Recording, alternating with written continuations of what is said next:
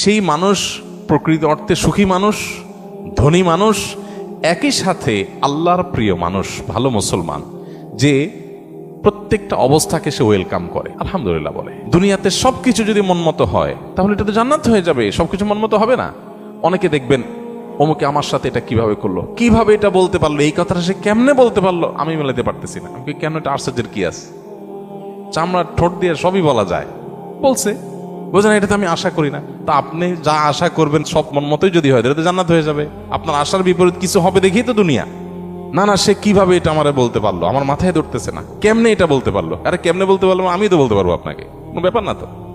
সবকিছুকে ইজিলি নেওয়া, এটা হলো মানুষের দুঃখ দুর্দশা দূরের প্রধান মাধ্যম, প্রধান উপায়। কোন প্রকার বিপদ আপদ হলে আমরা ধৈর্য ধারণ করতে পারি না। ভাই, সবরটা কখন করবেন? তাহলে আপনার মনের বিরুদ্ধে হবে, চাওয়ার বিরুদ্ধে হবে, আশা যা করছেন তার উল্টাটা হবে।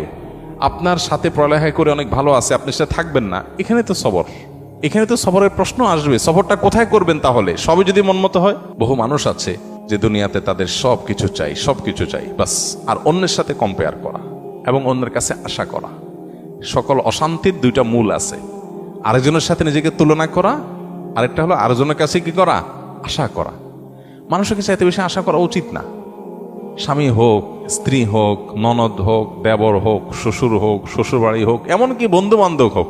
আপনার স্ত্রী, তিনি হয়তো রান্না বাড়া ভালো পারেন না, আপনার মনে দুঃখ, কিন্তু তার চরিত্রটা ভালো।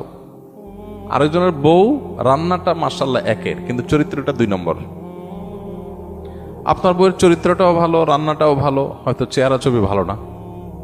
আরেকজনের বউর চেহারা ছবি অনেক সুন্দর, কিন্তু বড় বড় রোগ সে বহন করে বেড়াচ্ছে, লাখ লাখ টাকা যাচ্ছে তার বাঁচা মরা।